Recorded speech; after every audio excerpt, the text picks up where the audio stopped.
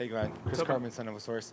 I know you don't necessarily need it, but do you feel like any of your receiving options, including tight ends, are capable of maybe separating themselves from the group and being kind of go-to guys, especially maybe on third downs?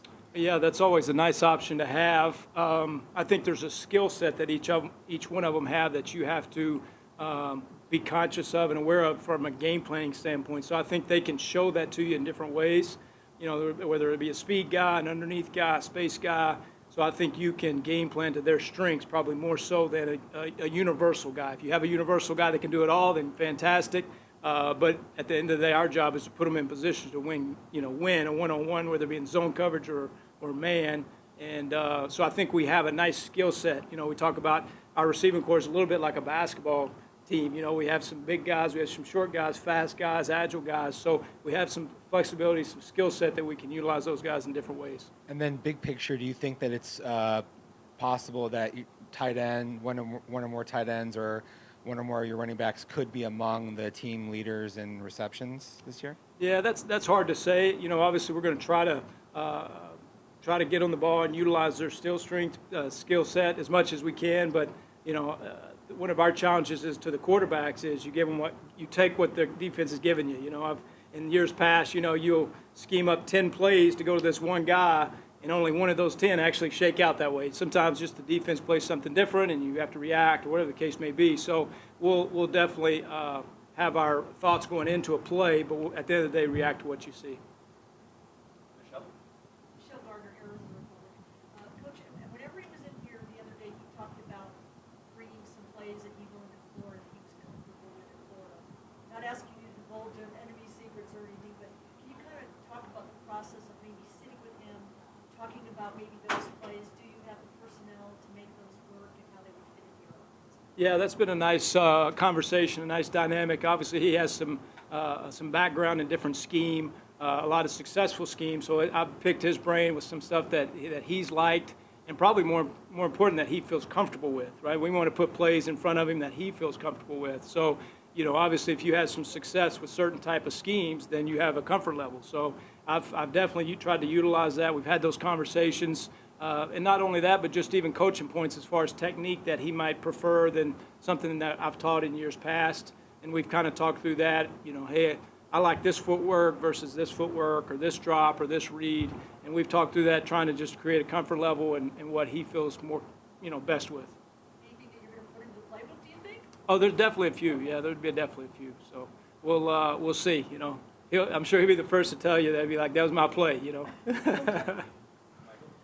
Coach Michael Caratanino, Sideline Sports. And to kind of piggyback off that, I mean, how do you feel that, I mean, now to this point in camp, getting closer to game day, that he is gelling with the receivers and also with the offensive line? I think so. I mean, even in today's practice, he brought them all up and you know, had a heart-to-heart and reset in practice. And from that point on, we stepped it up and even played better. So I thought that was a great example of where he is from a leadership standpoint on the team and the comfort level that he has to do that. So I think he's in a good place. And then, but I mean, within the playbook, you feel like he's obviously getting comfortable with picking up what you want to do and what you want to accomplish? I think so. And the last week, you know, Coach has done a great job. This week has kind of been that mock week for us. And like this is a game week Thursday today for us. So as we've gone through the week, he's kind of seen how the week is going to progress. So I think even from this point moving forward, as we really dial in a game plan, what we're trying to get done from a scripting standpoint, a situation standpoint, I think we'll even make bigger steps as the playbook shrinks to what we're trying to get done. Now that the quarterback battle, you have your QB1 set, have you seen a big difference in your offense slowly coming together a little bit more than it was before the decision was initially made, or how is that process going from your perspective? Yeah, I don't know if it's smoke has settled. You know, obviously there's kind of that one guy that they can actually, their eyes can go to, and they have, you know, they don't have to answer those questions as much as anything, you know, which is part of it. But I think there is a comfort level and excitement of that when that decision has been made, and moving forward, that's our guy, and the confidence and trust is in that guy. So I think it's probably more that than anything else. Yeah, Glenn, we saw today first team offense moved the ball really well in the 2 minute, got down to the 1 yard line. maybe I think Herm said there was 15 seconds left. You're hoping to get another playoff. How do you feel about some of those sort of more detail-oriented points about being able to execute going into games in critical situations like that? Yeah, I think particularly early in the season, the 2-minute always rears its head, right? I mean, it's always, whether it be before the half, we talk about the middle eight, the last 4 minutes of the second quarter, first 4 minutes of the third quarter. And that 2-minute always falls into play some form or fashion. So we've really been conscious to work on that. Coach has done a great job of implementing probably more than years past, just from a conditioning standpoint. It's a great way for our defense to get the no huddle stuff, to get the tempo, to get different looks, different formation, how they have to react, and not rely on a huddle as opposed to relaying, whether it be signals or whatever the case may be. So we've been probably overly used, if you will, the 2-minute situation for a lot of different reasons because of that. It shows its head so much early in the season, and with a bunch of new guys, like you say, that communication needs to be on point, and everybody needs to be on the same page.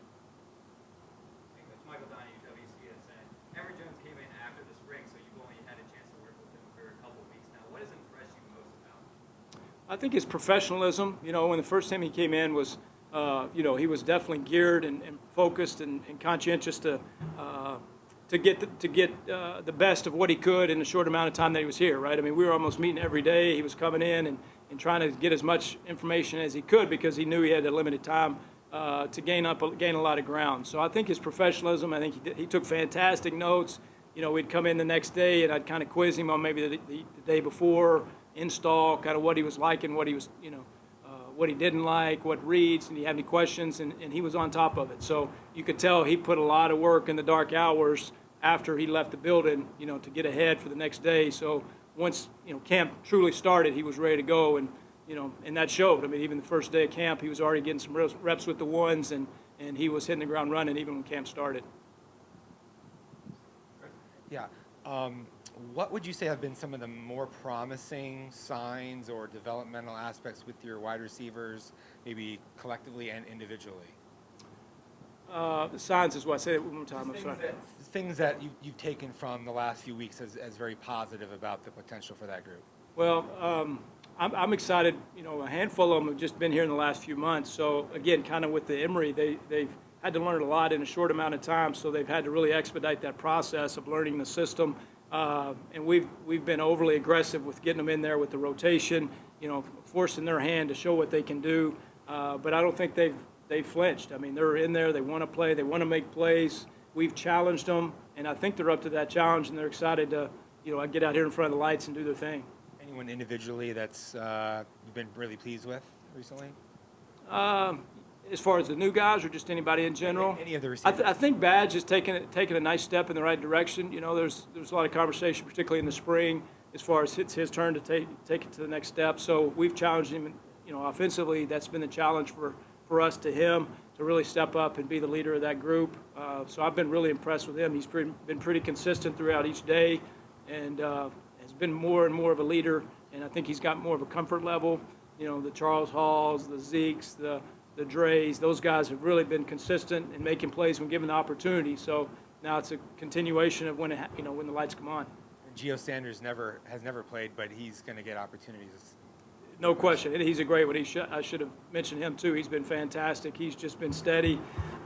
We talk about he's a one-a-day. One-a-day, he's going to make some sort of wild catch, contested, out of bounds, get his feet in or something. And he's good for one-a-day. So he's been fantastic. Excited about what he's going to bring to the table. And Coach, and adding even like X and Daniel into the passing game, what have you, and just in general, seen from the running backs in that aspect? I think they've been really good. I think that's something that we're going to be very conscious of to try to utilize that, not only from a design, a route just for those guys, but also from a check down standpoint. I think, quarterbacks are underutilized the check downs late in the downs, right? And just a chance to give those guys an easy completion. You keep your completion percentage up, you keep your rhythm of the offense up, and give those chances to make a play in space. So I think in a variety of ways, we're going to try to get those guys the ball, and I think they have the skill set to do that. They can catch it, and obviously they're athletic enough to make plays and make people miss, down the field.